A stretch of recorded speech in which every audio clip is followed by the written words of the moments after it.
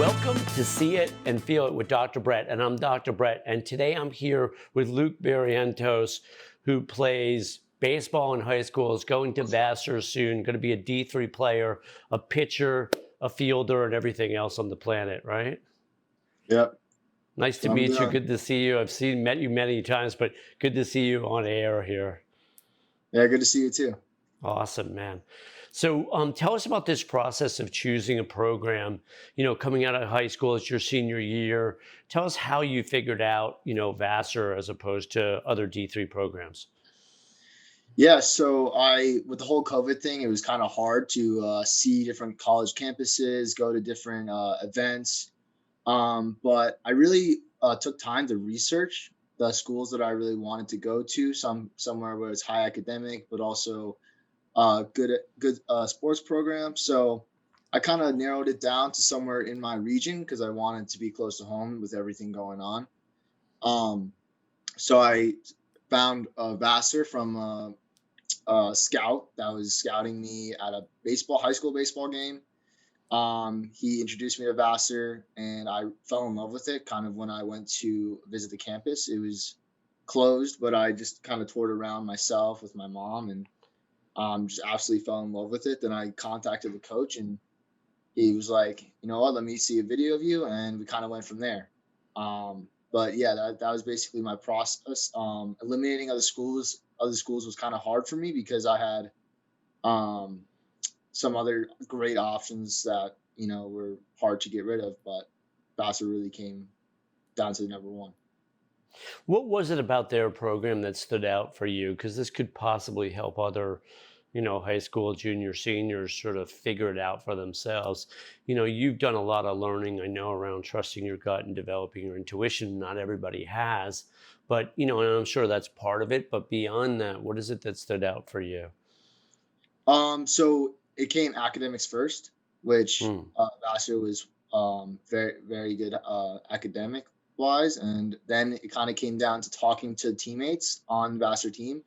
So I asked the coach for some of the Vassar players' numbers, and I kind of just reached out from there. And he gave me a scoop on what it means to be on a Vassar baseball team, and it was basically just working out hard, and then the team chemistry is what really got me when everybody was reaching out to me and stuff like that, just saying welcome and stuff like that. It was really nice, and that was basically kind of what got me.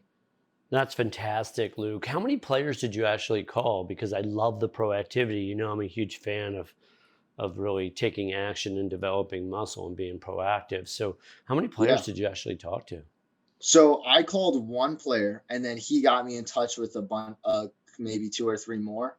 Mm. Um, but yeah, so basically, I called one because he was in the same conference as me in high school. So he had the same coaches as me. He knew me. So we got in contact that way. And he's actually a senior now, so I won't be playing with him. But he got me in contact with some of the guys that are going to be playing, and that's how I kind of reached out. And I reached out to him with a bunch of questions that I had, with all the scoop and everything like that. So yeah. And what was the sort of like critical decision that put you over the edge? Was it the chemistry that you felt with the players that are on the team? Was it the coach? A combination of both? The school academics was obviously a big part of it, but what was that catalyst that sort of put you over the edge? It was definitely a combination of both of the team and the coach, because I absolutely love the coach. He's one of the nicest guys. He kind of was with me through the whole admissions process, asking me how I was, how everything was going with COVID, and the team chemistry was just awesome. Guys golfing, guys going on ski trips, just all that kind of stuff. Gotcha. So the coach was proactive with you, which is really nice, right? Because Yeah, on a really nice. D3 level, it's not always the case, right? Some coaches are less, right? How many programs did you actually look at? Four or five ultimately? How? Um, yeah, I looked at about 5 programs that I really kind of narrowed it down to. I would say about 10 though overall I kind of was looked at, but 5 I narrowed it down to. And how many of those coaches were proactive with you, like the Vassar coach was? I would say about 3. Nice. And so Yeah. was that also part of the decision making? Obviously, the coaches that were more proactive, you're probably leaning more towards, right? Because it feels good when people are more engaging. Yeah, totally. I mean, when the coach kind of reaches out to you and you're like, "Hey, I really, really like that the coach is reaching out to me. I'm gonna obviously be more attracted to that school." So I think that was a big factor that kind of uh, leaned me to Vassar. But yeah. Now, are these coaches viewing you on tape? Are they talking to scouts? I mean, how are they seeing you without, actually coming to a game? I'm assuming they've never actually physically come to one of your high school games, correct? Yeah, so I was lucky enough to go to two showcases where the Vassar coach was there. But I got into contact with the Vassar coach and sent him two videos that I made. Just going out in the backyard, hitting in the cage, um, sending out stuff like that during COVID and everything. But that's how I originally got in touch with him. And then he remembered me from two previous showcases, and that's how um, conversation kind of started.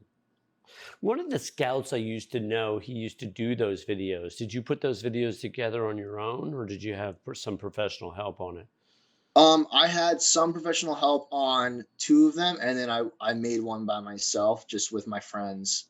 Got it. I was in the cage, one of my friends was flipping, and another one was recording, and that's how it kind of happened. Got it. Because again, if you notice what you're up to, it's a high level of proactivity, whether it's through, having someone help you with the videos, getting the videos to the coaches, whatever, right? Communicating with the different coaches. Again, you're living this thing in a super proactive way. I'm sure it's made a huge difference, right? Yeah, totally. Was there a time in your life, Luke, that you were more passive?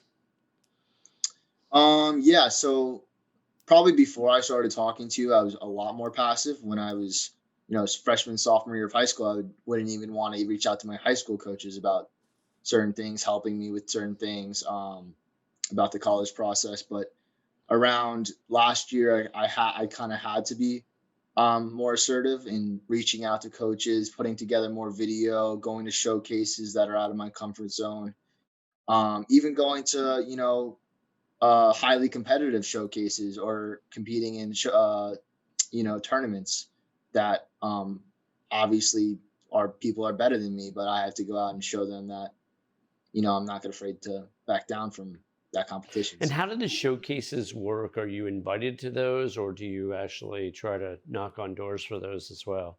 How's the showcase Yeah, world work? so I would say about half and half. So half I was invited, half I would, sign up for. About There was 700 kids at one showcase I went Wow. to, and it's Oh, just one of those times where you kind of have to buckle down and show what you got. And yeah, that'd be my biggest advice. Just try to knock on the door for some of them. and how much time do you have to show who you are in a showcase with 700 other kids? Well, you get limited time. You probably get around, if you're an outfielder like me, you get around three throws to third, three throws home, and then you get BP, and that's about it. So Wow. you got to really mentally prepare for that kind of stuff Yeah. Are there because you're going to be are there some of for. these showcases scrimmage games as well, or are they mostly just, you starting your stuff? How's it work? Yeah. So there's a prep showcase where that you get your numbers, you throw it from the outfield, you do PP, and then there will be some type of game on the second day or third day, depending on what you sign up for. But definitely, I would say definitely try to get in those games, just because scouts really do look for in-game situations, how you strike out, if you're a hothead, how you walk back to the dugout, how you steal a base, all those different things. And coaches are watching you always; they're always watching you. So Very make cool. sure that And tell us about your mental game. How's it shifted over the past few years? How have you gotten tougher mentally and emotionally?